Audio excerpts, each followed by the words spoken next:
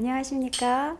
오늘은 쉽게 풀이한 요한계시록 강해서인 지구는 어디로 가고 있는가? 그리고 다니엘서 강해서죠. 지구의 운명을 지배하는 손, 그리고 복음에 대해서 잘 설명해 주신 성소, 이 세 가지 책을 집필하신 저자를 만나보도록 하겠습니다. 안녕하십니까, 목사님? 안녕하십니까? 네. 자, 일반 개신교회에서는 예언서라고 하면 잘 다루지 않고요. 아주 금깃이 되어 있는 그러한 책이 바로 다니엘서와 요한계시록이라고 생각을 합니다. 그런데 목사님은 이 두 가지 계시록과 다니엘서를 집필을 하셨어요. 그러면 이 중요한 사람들이 금기시하고 있는 이 예언서를 특별히 집필하시게 된 계기가 무엇인지 알려주시기 바랍니다. 예, 사실 성경에 나온 예언서는 하나님께서 우리에게 주신 참 큰 축복이죠. 이 예언서는 우리의 갈 길을 보여주는 빛입니다. 하나님께서 우리를 인도하시는데 개인적으로 인도하시지만 전체 교회를 인도하시는 것입니다. 인간, 세상, 지구 전체를 인도하시는 것입니다.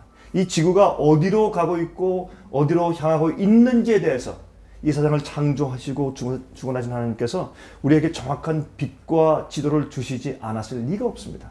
특별히 주님께서 피로 사신 당신의 교회가 앞길로 나아가는데 그 길을 비추어 주지 않으셨다 하면 이것은 참 이상한 일이죠.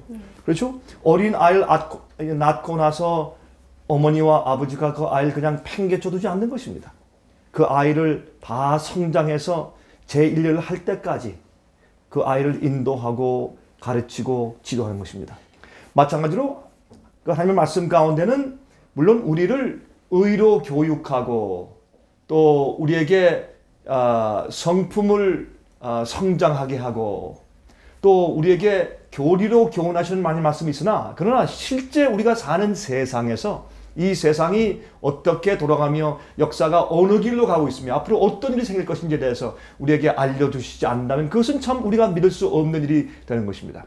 그래서 요한계시록을 보면 1장 3절에 말씀하기를 이 가운데 있는 말씀을 읽고 옛날에는 이 요한계시록을 받아서 7교회가 이제 책임자가 나가서 그것을 읽는 것이었습니다. 그럼 사람들이 다 듣지 않겠습니까? 듣고. 그러니까 읽는 자와 듣는 자와 또 이것을 지키는 자들에게 복이 있다고 그랬습니다. 자, 그러면 읽는 자가 있으면 다시 한번 설교하는 것이죠. 그러면 듣는 자들이 있겠죠.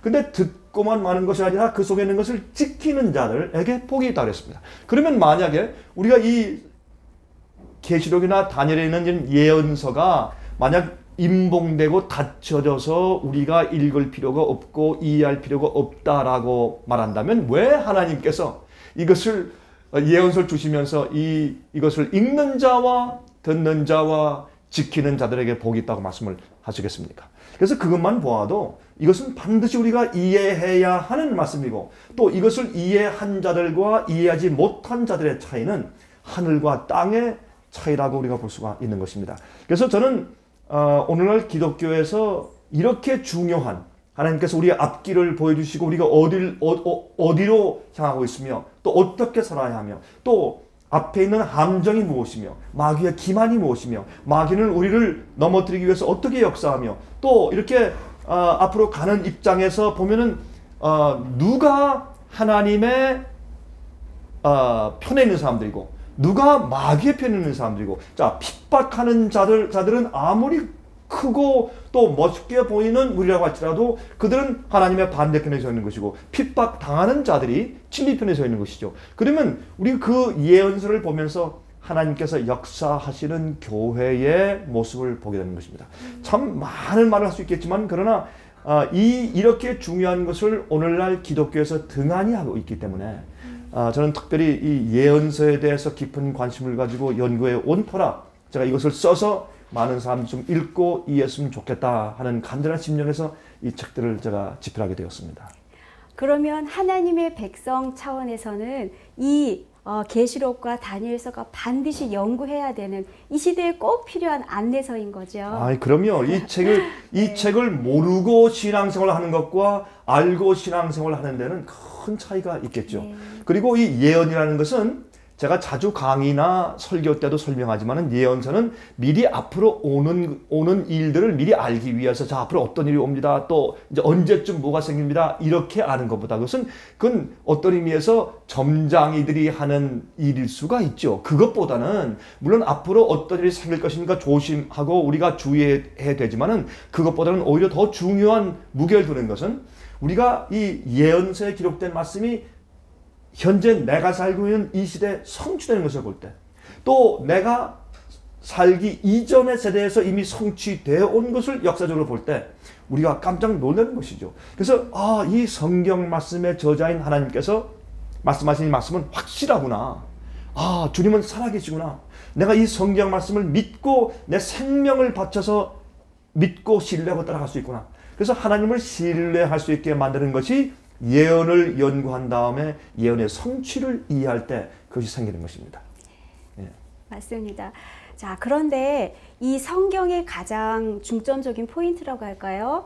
성경은 하나님의 사랑에 대해서 저희들에게 얘기해주고 있어요. 그런데 우리가 예언서를 생각하면 어떻게 생각하면 약간 좀 무섭다고 할까요? 두렵다고 할까요? 그러한 반응을 보일 수도 있어요. 그런데 성경에 말씀하신 하나님의 사랑과 이 예언서는 어떠한 상관관계가 있는지 궁금합니다. 예, 그 참 좋은 질문 하셨어요. 우리의 예언서를 보면 어떤 때 좀 무섭죠. 네. 앞으로 오는 뭐 심판, 지진, 불, 또 우박재앙 이런 것도 있고, 또 하나님께서 심판하실 때 불로 태운다 하는 그런 모습도 있고, 또 짐승의 표를 받지 말아라, 그의 우사에 경배하지 말아라, 너희 경배하면 내가 멸망시킨다, 이런 아주 엄중한 말씀도 있고, 또 앞으로 오는 그 두려운 사건들도 예언되어 있는 것은 사실입니다. 자, 그런데 이렇게 생각해 보십시다. 우리가 이제 자식을 키우는 부모로서 그 자식이 잘못된 길로 나가고 있을 때, 잘못된 길로 가고 있을 때, 예를 들어서 이제 어린 아이가 낭떠를 향해서 전혀 모르는 채 달려가고 있다고 보십시다. 그러면 그 부모들이 어떻게 반응을 해야 될까요? 얘야, 돌아와라, 괜찮다, 거기 가면 안 되지, 그렇지, 착하지, 돌아와라, 이렇게 아주 별로 대수롭지 않듯이 그렇게 말을 한다면 그 부모가 정말 그 아이가 위험 직전에는 그 형편을 알면서 경고하는 부모의 심정일까요? 정말 그 아이들을 보면서 정말 그 애타는 심정으로 아이를 사랑하면서 외치는 것일까요? 아니지 않습니까? 어떻게 할까요? 소리를 지르고 아마 비명도 지르면서 아마 돌아오지 않으면 너 죽인다, 정말 돌아와라, 내가 안 돌아오면 다리 몽댕을 부러뜨리겠다, 어떤 때는 돌을 집어서 던지면서까지 돌아오라고 큰 소리를 칠 것입니다. 그것을 가지고 우리가 어머니의 사랑이라고 하고 아버지의 사랑이라고 합니다. 왜? 지금 당장 위험의 직전에 처한 그 자식에 대한 애절한 심정 때문에 소리를 지를 때는 것이죠. 마찬가지겠죠. 하나님도 정말 위험 가운데 빠진 도무지 마귀의 미혹에 빠지면 안 될 텐데 그 앞에서 지금 낭떠러지에 떨어질 듯이 가 있는 우리 인생들을 볼 때 불쌍하셔서 소리 지르는 간절한 하나님의 사랑이 그 속에 포함되어 있는 것이죠. 그래서 우리가 어떤 때 이 엄중한 그런 말씀이나 심판에 대한 말씀을 우리가 보고 읽을 때도 오히려 그것이 하나님의 우리를 향한 간절한 사랑의 외침과 호소다. 그렇게 우리가 이해하고 이 예언들을 읽으면 아마 깊은 감동으로 우리 마음 가운데 다가오게 될 것입니다. 예, 그러면 목사님 설명을 들어보니까 이 예언서만큼 우리에게 하나님의 사랑을 잘 전달해주는 성경은 없는 것 같습니다. 예, 그렇습니다. 예, 그러면 이제 하나님의 사랑에 대해서 말씀해 주셨는데요. 특별히 목사님이 집필하신 이 성소라는 이 책을 보면요, 복음이라는 말씀이 나와요. 복음이 우리의 죄를 구원하는 하나님의 능력이라고 설명을 해주셨어요. 그러면 이 성소라는 것은 우리가 알기에 구약시대 때 양을 잡아서 제사 지내던 성막의 개념으로밖에 생각을 하지 못하고 있었어요. 예, 그렇죠. 그런데 도대체 이 성막이 어떻게 복음이며 이것이 어떻게 우리의 죄를 해결하는 것인지 좀 간단하게 설명해 주세요.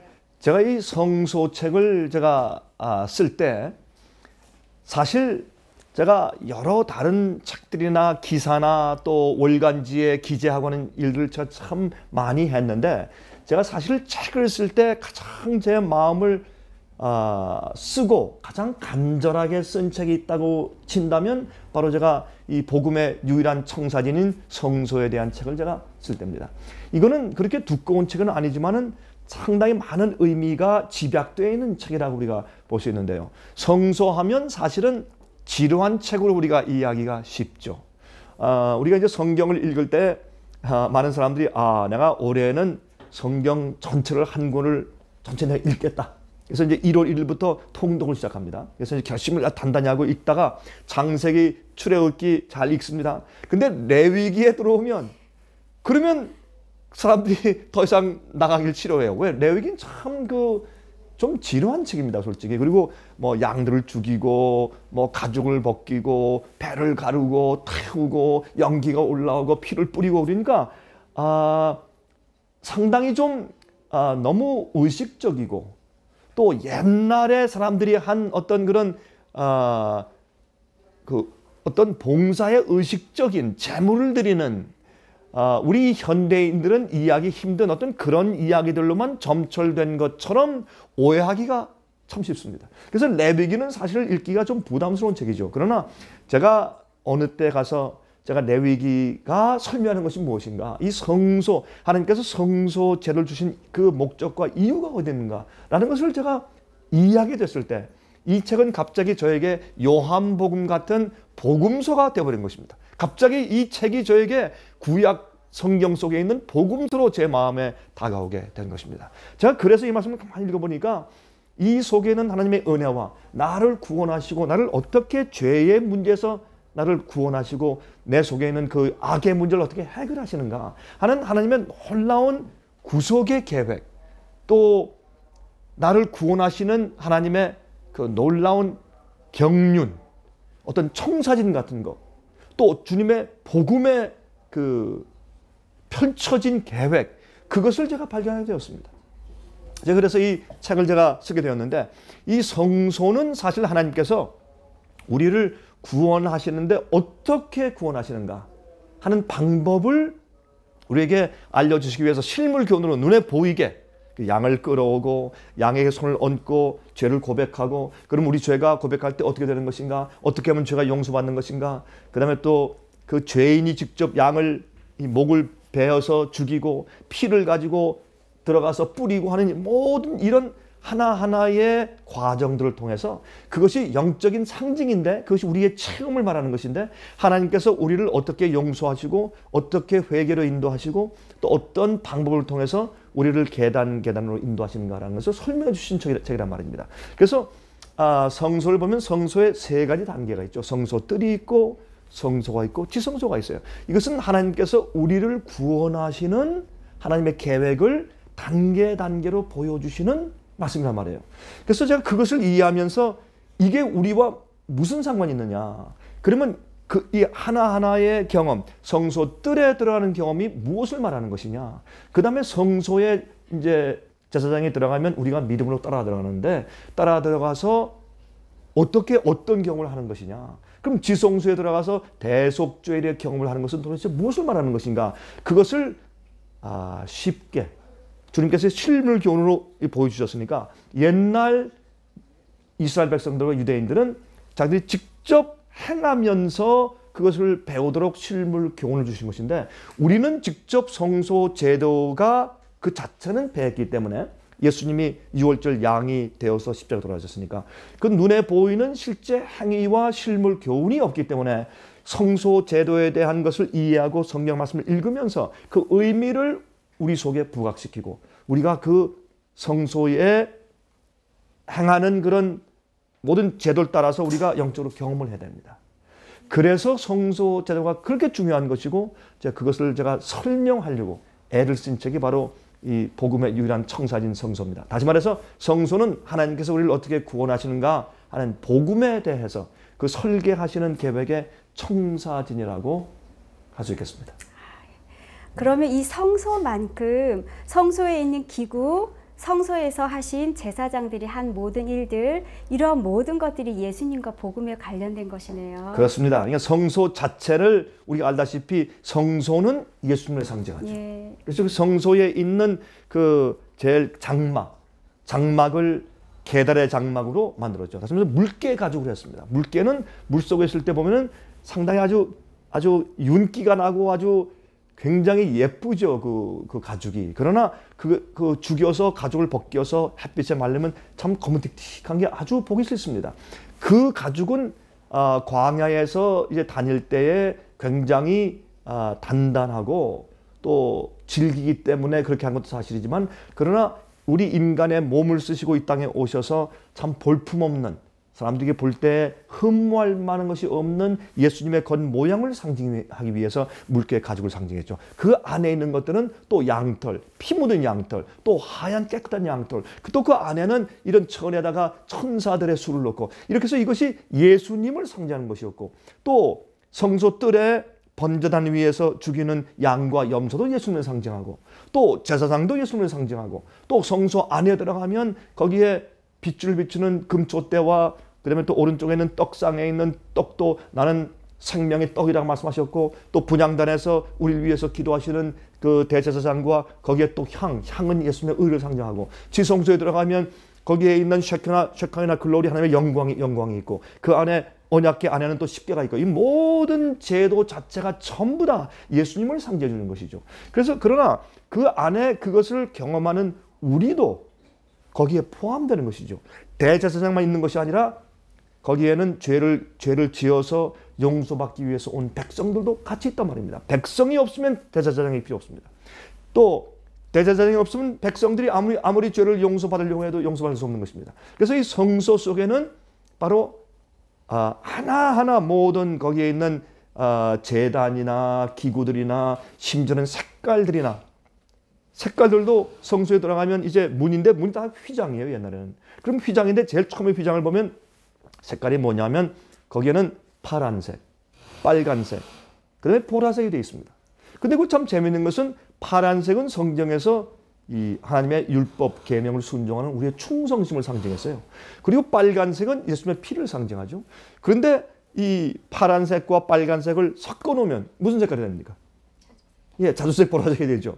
그러면 그 자주 색깔은 뭐냐면 예수님의 피 흘리심과 또 예수님의 하나님 아버지의 그 계명을 철저하게 순종하신 예수님의 거룩한 생애, 그 다음에 또 우리의 순종, 이런 것이 합쳐지면 보라색, 자줏빛. 그것은 자줏빛은 옛날에 왕족들이나 아니면 왕이 입는 옷의 색깔이거든요. 그러면 우리가 예수님의 피와 우리의 굴복과 순종이 합쳐지면 우리는 하늘에 무엇이 됩니까? 왕족이 되죠. 그래서 이런 색깔까지도 전부 다 사실은 우리의 구원을 상징하는 그런 의미가 다 들어있는 것입니다. 그래서 성소 제도 하나하나에 사실 우리의 구원이 알알이 박혀있는 그런 아주 중요한 그런 가르침이 실물 교훈이 되는 것입니다. 그러면 예수님이 번제단으로 상징된 십자가에서 돌아가시고 하늘로 승천하셨어요. 그리고 예수님이 하늘 성소에서 봉사하시고 사역하신다고 말씀하셨는데, 그러면 예수님이 지금은 지성소에서 봉사하고 계시잖아요. 이 책에 보면서 제가 그렇게 읽었는데, 그러면 우리가 예수님이 성소에 계셨고 지성소에 들어가셨는데 우리가 믿음으로 따라 들어간다는 것이 도대체 무슨 의미인지 구체적으로 우리 실생활과 관련해서 좀 설명을 부탁드립니다. 예, 참 아주 굉장히 중요한 질문을 하셨는데 이 질문을 설명하기 위해서는 좀 시간이 걸립니다. 짧게 설명하기는 좀 어려운 파트인데, 그러나 우리가 쉽게 실생활에서 이해할 수 있도록 제가 한번 최대한으로 간단하게 줄여서 제가 몇 마디로 설명해 보도록 애를 써보죠. 자, 그러면 이 지성소에 들어가는 날은 대속죄일 아닙니까? 그러면 성경에 보면 레위기 16장에는 1년에 한 번 들어간다 이렇게 돼 있어요. 그러니까 그 지성소에는 아무나 들어가면 죽는다 그렇게 돼 있죠. 그러면 대속죄일 날 그 지성소에 들어가는 사람은 누구만 들어갑니까? 대제사장만 들어갑니다. 자, 그러면 일단 대제사장이 들어가면은 백성들은 따라 들어갈 수가 없다 그 말 아닙니까? 그러면 성소 번제단 있는데 성소 뜰까지는 갈 수 있으나 성소나 지성소에는 이 죄인은 백성들은 민간인은 들어갈 수가 없다. 제사장만 들어간다. 그렇지 않습니까? 그러면 그것조차도 우리에게 무엇을 알려주는가 하면 이 번제단이 있는 성소들은 예수님께서 이 땅에 오셔서 사신 예수님의 봉사 사업을 상징한다. 그렇게 볼 수 있겠죠. 그렇죠? 예수님께서 이 땅에 오셔서 십자가에 돌아가신 것이니까 번제단에서 양을 잡으니까 그것은 예수님께서 이 땅에 오셔서 갈바리에서 십자가에 돌아가신 것이니까 그것은 예수님께서 이 땅에 오셔서 인간이 되셔서 사신 봉사 사업, 그 미니스트리를 상징한 것이 성소들이다. 그러면 그 다음에는 그 피를 가지고 제사장이 이제 성소 안에 들어가는데 그 무엇하기 위해서? 기도하기 위해서, 중보 기도하기 위해서 죄를 회개하고 지금 밖에서 기도하고 있는 죄인을 하나님 아버지 앞에 소개하고 그 용서해 주기 위해서 중보 기도하는 나의 하나님 아버지시여 저 죄인이 지금 회개하고 고백했으니 저 죄를 용서해 주십시다 라고 자기 피를 가지고 들어가시는 거 아니겠습니까? 그러면 그렇게 가서 기도하실 때 우리는 밖에 있어서 믿음으로 예수님께서 하늘 성소로 가신 것을 믿는 것입니다. 단순히 믿고서 내 마음이 주님을 따라 들어가는 것이죠. 그러면 예수님께서 부활하시고 승천하실 때 하늘에 올라가셨잖아요. 그러면 하늘에 올라가실 때 어디로 가셨습니까? 하늘에 올라가서 예수님께서 이렇게 뭐 팔짱을 끼시고 무슨 어디에 뭐 휴양지에 베케이션 하러 가신 거 아니잖아요. 우리를 위해서 중보 사업하러 올라가셨죠. 기도하시고 우리에게 은혜를 베푸시고 우리에게 어려울 때 도움을 주시고 또한 회개하는 죄인을 당신의 피로 구원하시는 일을 적용하시기 위해서 올라가신 것이죠. 그러면 예수님께서 부활해서 승천에 올라가실 때 하늘 성소로 올라가신 겁니다. 그러면 우리가 그것을 마음으로 믿고 주님께 기도하면 그것이 우리가 주님을 따라서 성소에 들어가는 것이죠. 마찬가지로 대속죄일 날 예수님께서 지성소에 들어가는 것은 이제 정말 모든 사람들을 다 심판을 끝내시고 인을 치시고 누가 의로운 자고 누가 불의한 자인가, 누가 거룩하고 누가 거룩하지 못한 자인가, 누가 하나님께서 영원히 데려가서 영원히 살게 만들 자들인가, 누가 영원히 당할 자들인가. 물론 하나님께서 모든 사람을 구원하시기 위해서 정하시고 그렇게 하게 애쓰시겠지만 그러나 의인과 악인의 차이가 생기겠지 않습니까? 그러므로 주님께서 그 일을 끝내시고 인치시는 마지막 사업을 그 지성소에서 하시기 때문에 그것을 대속죄일, 매일매일이 어떤 의미에서 속죄일 될 수 있죠. 매일매일 우리가 죄를 고백하고 용서할 수 있으나 대속죄일은 1년에 한 번. 그때 이 세상에는 아담 때부터 이 예수께서 오실 때까지 모든 사람들 통틀어서 다 심판 사업을 끝내시고 정결케 하시는 때이기 때문에 그때도 우리가 예수님께서 하늘 지성소에 계시고 지금 이 시대는 예수님께서 하늘 지성소에 계시는 시대죠. 그것은 우리가 요한계시록의 예언을 연구하면 그게 나옵니다. 그래서 요한계시록 예언들의 사건들을 보면 하늘 성소가 열리며 언약궤가 보이고 언약궤는 어디 있습니까? 성소에 있습니까? 지성소에 있습니까? 지성소에 있죠. 그러니까 언약궤가 보이며 할 때 지성소의 사건인데 이 땅에 일어나는 예언 사건을 보니까 지금 우리 시대에 일어나는 사건이란 말입니다. 그거 보고 지금 우리가 지성소 시대에 살고 있구나. 그것을 우리가 알 수 있게 됩니다. 그래서 이 복음과 요한계시록은 끊을래야 끊을 수 없는데 요한계시록은 사실 제가 계시록 얘기를 다시 하게 되지만 요한계시록은 복음, 이 성소를 통해서 이해해야 합니다.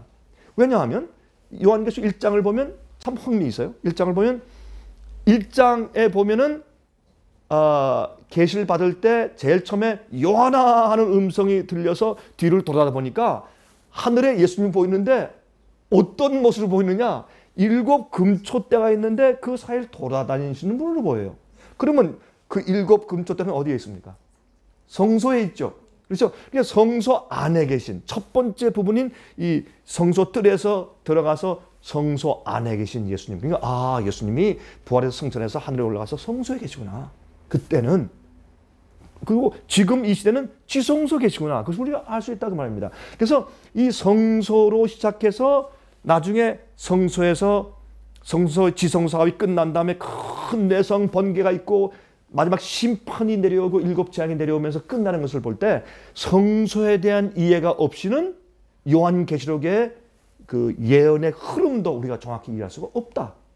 그렇게 되는 것입니다. 그래서 요한계시록에 있는 예언도 참 복음을 이해하는 사람이 요한계시록 예언도 진심으로 이해할 수 있다. 그래서 거기는 말씀은 성도의 인내가 여기 있나니 저들은 하나님의 계명과 예수 믿음을 지키는 자니라. 그래서 하나님의 율법과 예수의 믿음이 같이 섞여 있는 그런 내용이 요한계시록에 있다고 말입니다. 그래서 이 성소 제도 가운데 우리가 실제적으로 이 성소의 제도의 그 단계를 우리가 우리 마음속에 가져와서 우리가 실제로 체험할 수 있는 것은 이 성소 제도에 설명하신 그 단계들이 실제적으로 이루어지고 있다.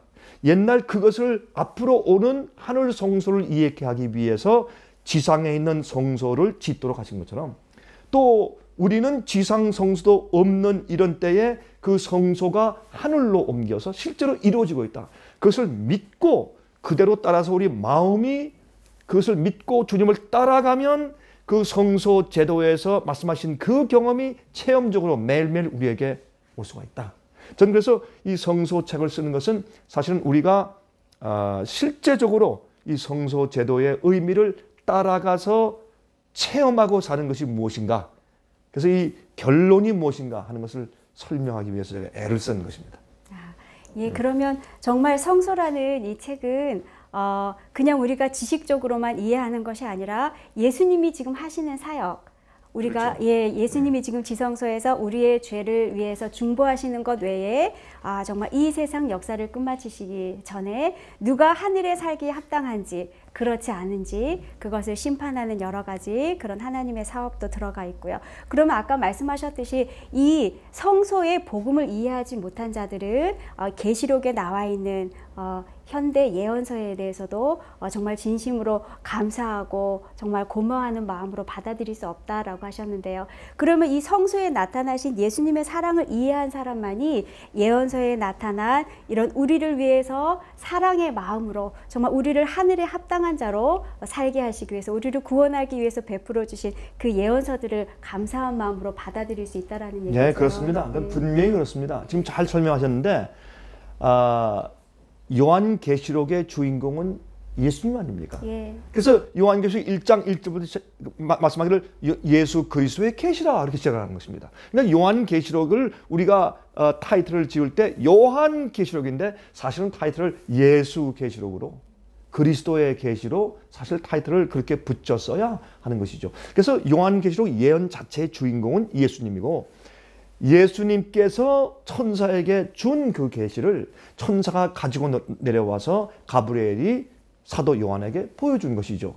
그래서 사도 요한이 기록해서 우리가 읽게 된 것이죠. 그래서 요한계시록 자체가 예수님이고 예수님이 우리 인간의 구원의 사업을 이루시기 위해서, 그래서 예언 가운데는 기간적인 예언이지 않습니까? 각 기간직 세대가 흘러가면서 어떠한 일을 행하시며 어떤 땐 어떤 사건이 일어나고 어떤 사건이 일어날 때는 구속의 계획이 어느 정도 진행되었다는 것을 우리가 알 수 있고, 그래서 이 예수님께서 우리를 구속하시는 그 계획과 진행 과정이 나가는 것이기 때문에 요한계시록을 이해할 때 예수님 없이 이해하는 것은 그건 점쟁이가 되는 것이고 예수님의 복음에 대한 의미를 이해함이 없이 요한계시록을 이해하기 때문에 사람들이 두렵고 또 위기 무엇이 온다 준비하자 이런 두려운 마음만 가지고 이해하게 된단 말입니다. 그러나 예수님을 정말 알고 복음을 알고 성소에 대한 그 기본을 알고 요한계시록을 읽으면 그 책은 사랑의 책이요 고마운 책이요 정말 우리의 앞길을 비춰주는 주의 말씀은 내 발의 등이요 내 길의 빛이니이다. 예? 그 시편 119장 105절에 있는 그 말씀처럼 정말 그 우리 마음 가운데 와서 닿는 그런 책이 될 수 있겠습니다. 예, 예수님이 지금 대속죄일의 사업을 하고 계시는데요. 실질적으로 레위기서에 보면 대속죄일은 하루의 기간이지 않습니까? 예, 그렇습니다. 예, 그런데 사실 지금 우리가 지구에서 일어나고 있는 여러 가지 사건들을 볼 때에 정말 두렵고 떨리는 사건들이 많이 일어나는 것 같아요. 최근에 이집트의 민주화 운동이 있었고요. 그리고 리비아에서도 그런 민주화 운동이 있는데 자, 지금 이러한 이슈들이 정말 이 지구의 마지막 종말을 고해주고 있는 것 같아요. 그러니까 이 이집트의 사건과 리비아의 민주화 운동을 예언적인 안목에서 좀 설명해 주십시오. 예, 굉장히 중요한 현재 우리가 당하고 있고 현재 우리가 보고 있는 사건인데 제가 쓴 그 다니엘서가 있지 않습니까? 예, 다니엘 책 한번 좀 보여주세요. 예, 제가 이 지구의 운명을 지배하는 손이라는 제가 이 책을 제가 기록을 했는데 이것은 사실 다니엘서 강해입니다. 다니엘서 강해인데 제가 이 지구의 운명을 지배하는 손이라고 구태여 이름을 붙인 것은 보통 서점에서도 이것이 이제 사람들 손에 판매되거나 아니면 주어질 때 성경을 잘 모르는 사람도 지구의 운명에 대해서 알고 싶은 사람들은 받아들일 수 있도록 그렇게 제목을 이제 붙인 것이죠. 근데 이 다니엘서를 연구해 보면 다니엘서에 있는 내용들이 참 놀라운 지구의 그 흐름, 운명을 담고 있습니다. 그 다니엘 2장에 있는 느부갓네살 왕이 꿈에 본 그런 신상 같은 것, 그런 것들은 아주 간단한 마치 만화 같은 그런 예언인데, 그러나 그 내용을 보면은 어떤 신상의 머리는 금이고 그 다음에 이 어깨와 가슴은 은이고 그 다음에 그 아래는 앞에 또 배와 또 넓적다리 위에까지죠. 거기는 어떻게 해요? 굴이 동이고 그 다음에 두 다리는 철이고 그 다음에 이 발은 철과 진흙이 섞여 있는 10발가락이 있고 이렇게 참 이상하게 되어 있어요. 근데 이것을 천사가 설명을 합니다. 그러면서 이제 설명했을 때 다니엘이 느부갓네살 왕에게 말하기를 왕이시여, 왕이 바로 금머리입니다. 다시 말해서 바벨론이라는 뜻이죠. 그래서 바벨론 이 영혼이 가는 것이 아니라 그 후에 또 그와 좀 못한 나라가 일어날 것이요 라고 설명해 줍니다. 그러면 그것을 우리가 세계 역사와 비교하면 바벨론 제국 이후에 어떤 제국? 메데 페르시아 제국이 등장합니다. 그 다음에 헬라 제국이 나오고 그리스죠. 그 다음에 로마 제국이 나오고 로마 제국이 동로마와 서로마로 또 갈라지고 나중엔 열국으로 갈라져서 열국이 되고 이런 세계의 흐름을 아주 간단하게 만화식으로 그려서 여러분 이 동서고금을 막론하고 어느 문화, 어느 배경, 어느 언어, 어느 나라에 살았을지라도 사람들이 만화는 다 할 수 있죠.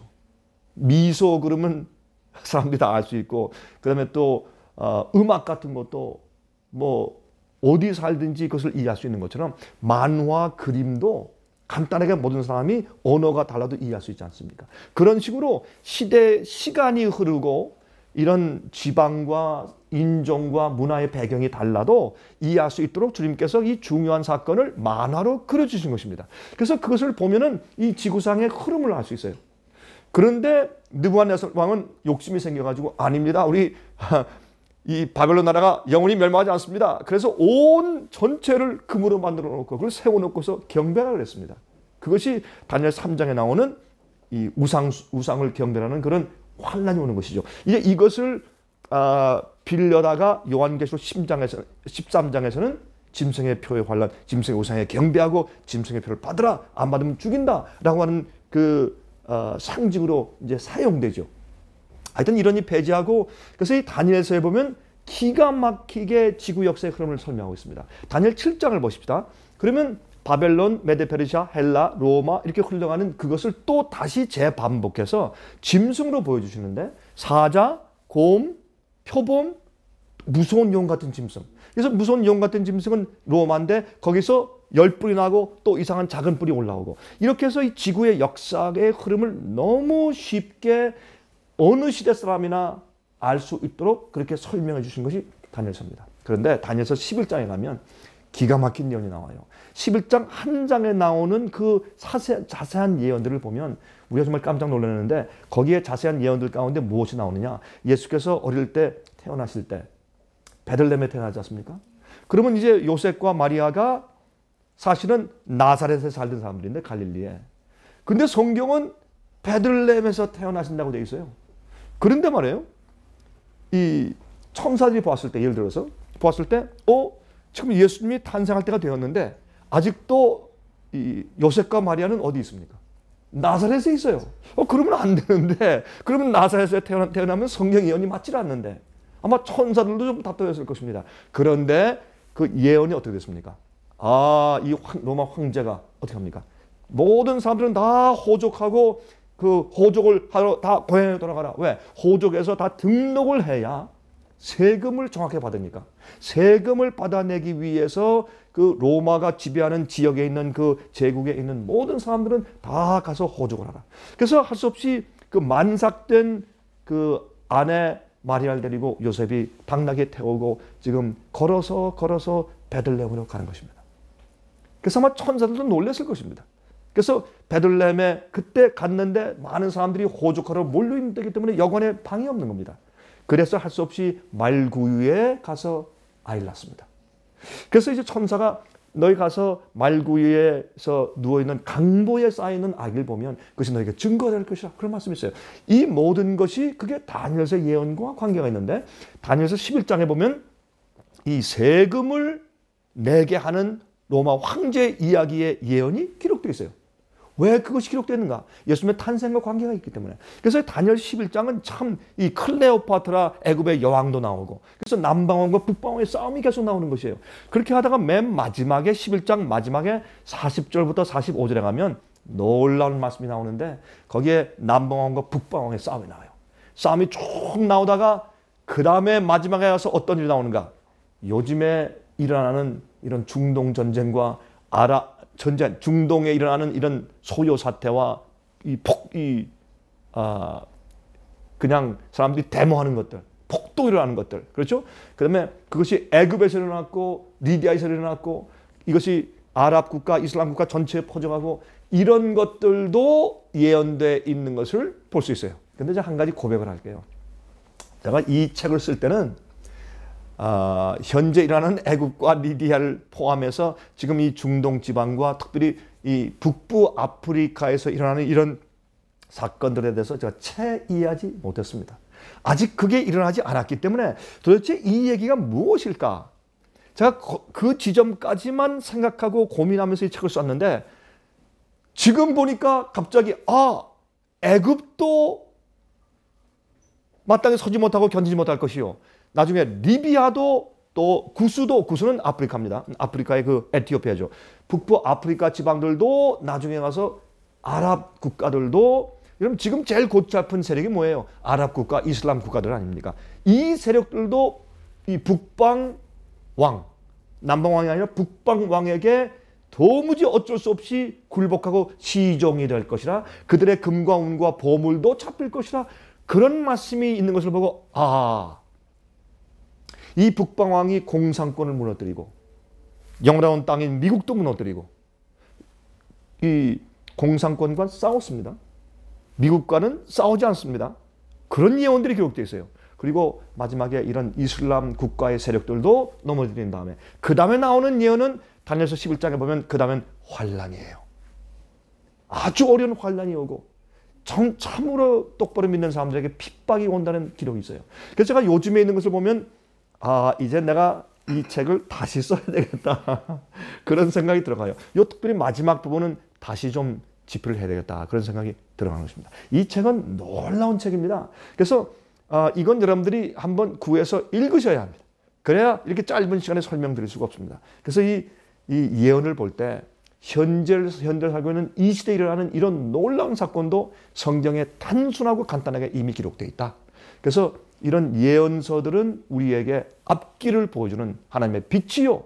그 다음에 또 우리가 이런 것을 이루어지는 이 성취를 보면서 우리 하나님은 내가 생명을 바쳐가면서까지 신뢰할 수 있는 분이다. 이 성경 말씀은 내가 생명을 바치며 신뢰하고 따라갈 수 있는 책이다. 라는 확신을 우리 마음 가운데 가지게 되는 것이죠. 네. 그러면 또 며칠 전에 일본에 큰 사건이 있었어요. 이제 아시다시피 지진과 해일과 그것으로 인한 굉장한 어떤 나라의 피해와 여러 가지 어려움들이 있는데 그런 그 일본의 천연재해와 이 예언의 상관관계에 대해서도 잠깐만 말씀해 주십시오. 제가 이 요한계시록을 쓸 때 거기에 7 재앙을 이야기할 때도 제가 잠깐 좀 언급한 바 있습니다만은 여러분들 제 설명을 좀 들으시고 이 책들을 구입하셔서 한번 읽어보시면 여러분 저는 책을 팔려고 이거 우리 하는 거 아니죠? 그렇죠? 네. 책은 아니죠. 우리 책 파는 사람들 아닙니다. 그렇게 오해하시지 말고 제가 이 책이 우린 주로 이제 거저 이제 나눠주는 일을 더 많이 하고 있죠. 근데 이 책을 나눠주거나 출판되고 또 어떤 사람이 사간다고 해서 저는 단 1전도 제 주머니에 들어오는 것이 없습니다.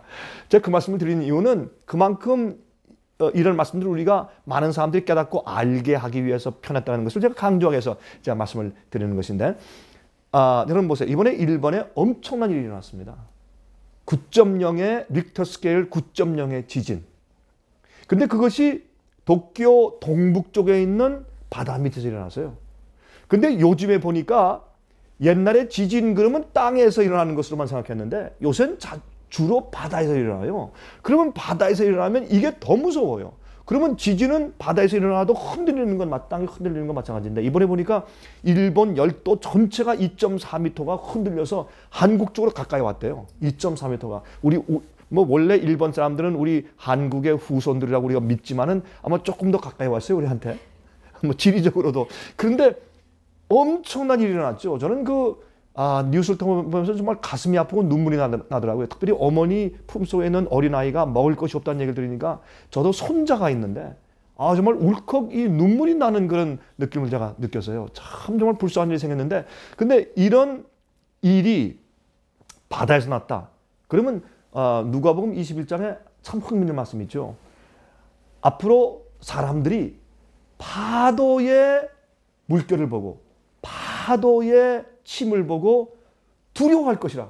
파도 소리를 듣고 두려워할 것이라. 또 앞으로 일어나는 일을 보고 사람들이 기절할 것이라. 그런 말씀이 있어요. 옛날에 파도 소리를 듣고서 두려워한 적이 어디 있었어요? 파도 소리 들으면 좋죠. 우리 바캉스 간다고 가서 여름 해수욕장에서 파도 소리 들으면 좋죠. 그런데 마지막 시대 사람들은 파도 소리를 들으면 두려워할 것이라. 파도의 우는 소리를 듣고, 이 파도가 운다. 이건 뭐예요? 사자가 운다. 이건 삼킬 자를 찾기 위해서 그런 뜻 아니에요. 그러니까 파도가 삼키는 거. 이번에 보니까 이 지진 때문에 일어나는 해일이 일본을 삼키대요. 무서운 파도가 이제 쳐오는 것을 우리가 보았지 않습니까? 자, 그리고 또 이것 때문에 생긴 원자력 발전소의 폭발. 이것은 한국도 앞으로 큰 피해를 입게 되겠죠. 이것은 이 방사능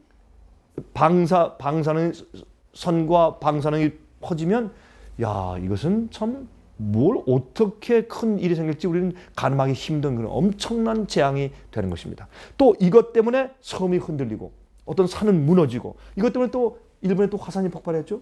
이런 것을 볼 때 우리가 무엇을 보느냐? 성경에 말씀하기를 앞으로 지진, 기근, 온역이 많이 일어날 것이다. 특히 마지막 시대에 이런 것이 크게 빈번히 자주 일어나는데 처처 일어날 것이다. 동시에 다발적으로 여러 군데서 지구 일어날 것이다. 지금이 꼭 그런 시대에 살고 있는 것입니다. 그래서 이 재앙이 다가온다. 여러분 그 성경에 보면 7째 재앙 때 큰 지진이 오는데 산들이 다 무너지고 모든 섬들은 바다에 다 빠지고, 지금 우리가 무엇을 봅니까? 정말 그럴 수 있겠구나. 지진 때문에 산들이 다 무너지고 이 섬들이 바다에 빠지는 일들이 정말 생기는구나. 그것을 보고 성경의 확실성을 다시 우리가 신뢰할 수 있게 되어버린 것입니다. 그리고 두려운 마음을 가지고, 여러분 사람은요 참 다 약해요. 무신론자도요 죽게 되면 하나님 그래요. 믿지 않는 사람들 죽게 되었을 때 하나님을 찾아요. 용서를 구하고 구원을 그리워하고 그래요. 그래서 이런 사건들은 하나님의 예언이 너무 분명하다. 이젠 때가 되었구나. 우리 끝이 되었다. 세상이 흔들린다. 예수님께서 말씀하기를 나는 하늘만 아니라 이 땅을 흔들면서 오실 것이라고 이렇게 말씀을 드렸습니다. 그래서 예수께서 오시는 때가 다 되었다. 우리 그것을 이해할 수 있게 되고, 계시록에 있는 말씀이 실제적으로 앞으로 이루어지고 있고 이루어질 것이다 라는 것을 우리가 더 확신을 가지고 이제 세상을 바라보게 되었습니다. 자, 성서에 나타나신 예수님의 사랑과 그 구속의 계획을 이해하지 못하고 그것을 믿음으로 받아들이지 못하는 자들은 아무리 예언서에 분명한 경고를 해주셔도 믿음으로 받아들일 수 없음을 우리가 다시 한번 알게 되었습니다. 네, 그렇습니다. 자, 많은 유익이 되셨습니까? 자, 이 책들을 읽으시고 우리의 영적 생활에 큰 부흥과 개혁이 있기를 바랍니다. 감사합니다. 고맙습니다.